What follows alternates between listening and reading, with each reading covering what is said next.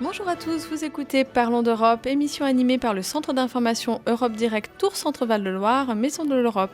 Aujourd'hui, j'ai le plaisir d'accueillir Olivier Coppens, attaché économique à la Commission européenne. Bonjour Monsieur Coppens. Oui, bonjour. Merci d'être avec nous aujourd'hui.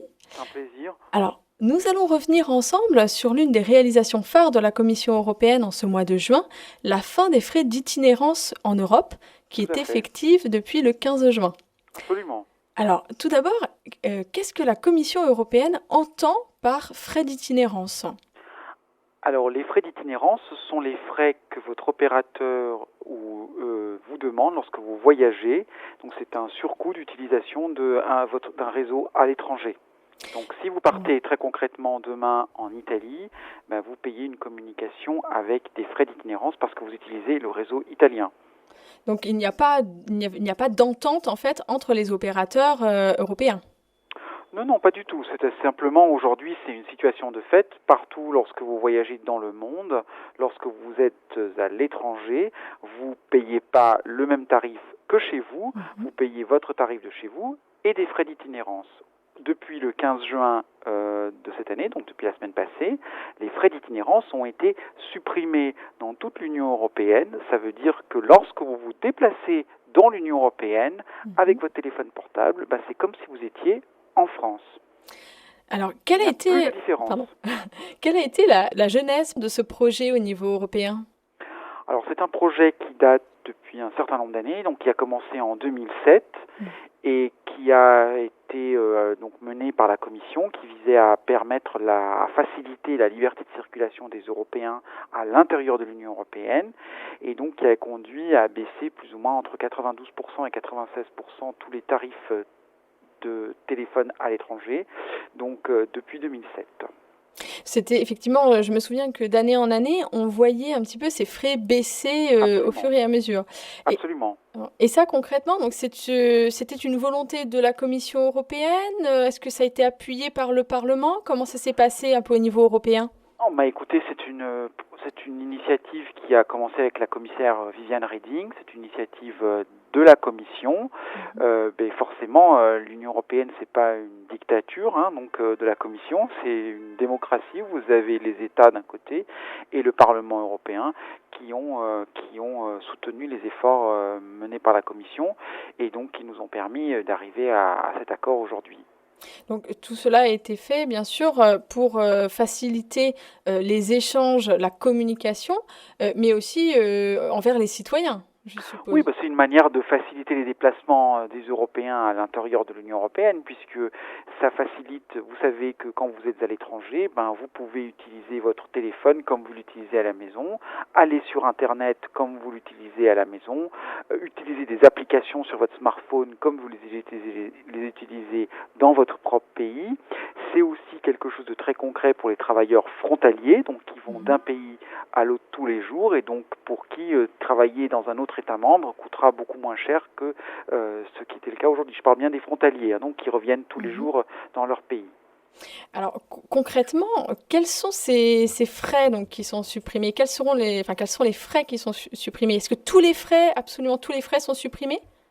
Alors non, on ne va pas téléphoner gratuitement quand vous êtes à l'étranger, alors que non. Simplement, ce qu'on va faire, c'est faire en sorte que lorsque vous êtes à l'étranger, donc si demain vous partez en Italie, tous les appels que vous allez passer en Italie sont des appels comme des appels français. En fait, il n'y aura pas de différence par rapport aux appels que vous aurez passés chez vous en France.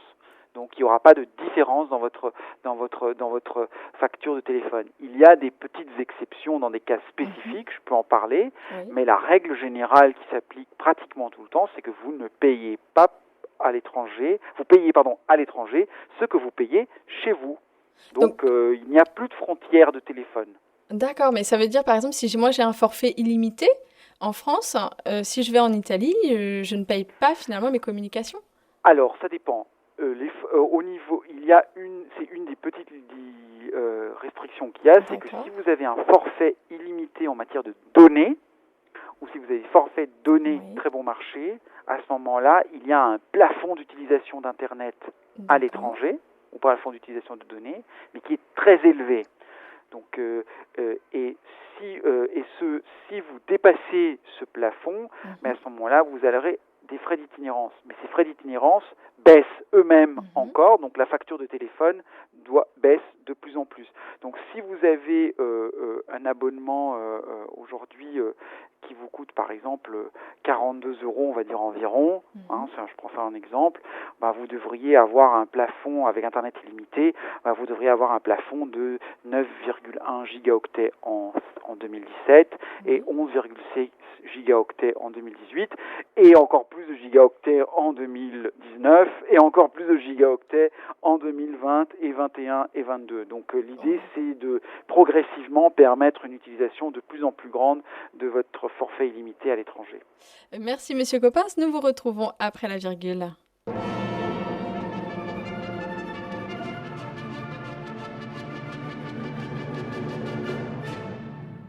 À 13h15 sur RCF, vous avez rendez-vous avec l'histoire. Véronique Alzieux et ses invités vous invitent à revivre une année, un événement, qu'il soit religieux ou historique, sous forme de feuilleton quotidien, créant ainsi une série pleine de rebondissements. La suite de l'histoire, du lundi au vendredi à 13h15. RCF. La joie se partage. Parlons d'Europe, émission animée par le Centre d'information Europe Direct Tours Centre Val de Loire, Maison de l'Europe. Olivier Coppens, attaché économique à la Commission européenne, nous informe sur la fin des frais d'itinérance en Europe, effectifs depuis le 15 juin. Alors, Monsieur Coppens, nous sommes revenus sur ce projet, la genèse de ce projet, et sur les frais d'itinérance en tant que tels, et sur les frais également supprimés. Maintenant, vous nous avez dit que cela s'appliquait uniquement dans les pays de l'Union européenne. Ça veut dire, c'est que dans les pays de l'Union européenne à l'heure actuelle? Alors, oui, tout à fait. Donc à la base, ça s'applique à tous les pays de l'Union européenne. On est en train de travailler, c'est imminent, pour une extension aussi à la Norvège, au Liechtenstein et à l'Islande, qui sont membres de ce qu'on appelle l'espace économique européen. Donc, mais rien n'empêche. Alors ça, c'est ce qui est inscrit dans la loi. Ce qu'on observe en pratique, c'est qu'il y a des abonnements qui étendent ça à d'autres pays européens, par exemple la Suisse. Mais là, c'est pas quelque chose qui a été fait par la législation. La législation fixe le droit. Le droit est que tout consommateur européen a le droit de ne pas payer de frais d'itinérance dans l'Union européenne. Rien n'empêche les opérateurs d'aller au-delà. Et certains ne s'en privent pas, heureusement d'ailleurs. Tout à fait, ça fait jouer la concurrence. Absolument. Alors, justement, c'est le bénéfice pour le consommateur. Tout à fait.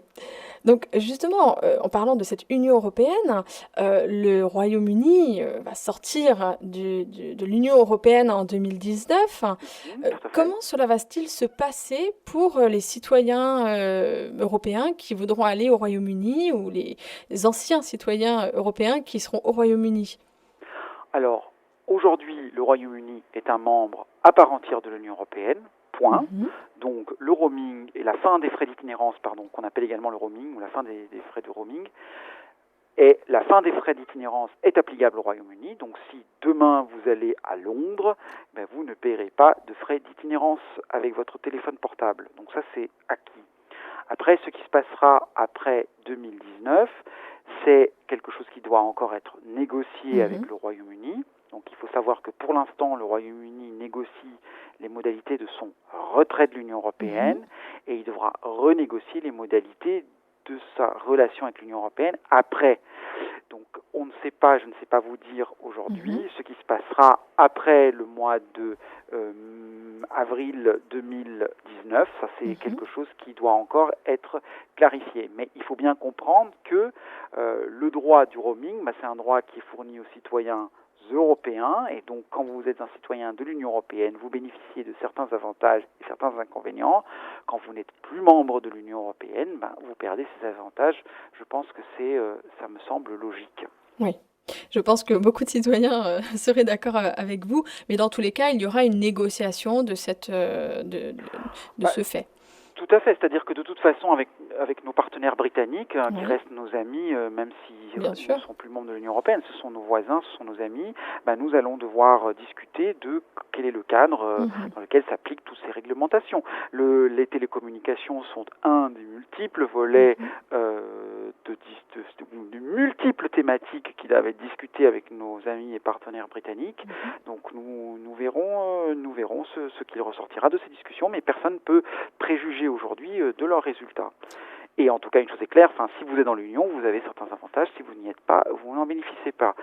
Un autre point, cependant, qui est aussi important, c'est de signaler que la suppression des frais d'itinérance est aussi un bénéfice pour la France, qui est un pays qui accueille énormément de touristes. En ce sens, je pense notamment à la Touraine, qui est quand même une des plus belles régions de France et qui attire énormément de touristes. Mais ça encouragera les touristes européens à peut-être acheter certains services, que ce soit via leurs applications, que ce soit aller au restaurant ou que ce soit utiliser certains autres services, parce que les frais d'itinérance seront eux-mêmes baissés. Tout à fait, et vice-versa. Tout à fait, ça va dans les deux sens, mais c'est important de le rappeler. Alors tout à l'heure, vous nous avez parlé qu'un Français pouvait téléphoner avec un petit plafond qui s'élèvera au fur et à mesure, donc en Italie par exemple, sans frais d'itinérance. Mais est-ce que cela ne posera pas de problème de concurrence, justement, si ces forfaits sont plus intéressants en Allemagne ou en Italie ? Alors non, il y a une autre limite qui est importante, c'est que si vous êtes plus de 4 mois à l'étranger, votre opérateur de télécom peut vous demander mais où est-ce que vous êtes effectivement basé. Et si quelqu'un est effectivement basé en France, il peut bénéficier d'un abonnement français. S'il n'est pas effectivement basé en France, il ne peut pas bénéficier de son abonnement étranger. Donc il faudra qu'il change d'abonnement en fait et qu'il prenne un abonnement en Allemagne, en Italie, en Espagne, là où il sera basé. Il n'est pas question de vivre en France avec un abonnement bulgare ou avec un abonnement polonais ou un abonnement allemand. Non. En France, on vit avec un abonnement français.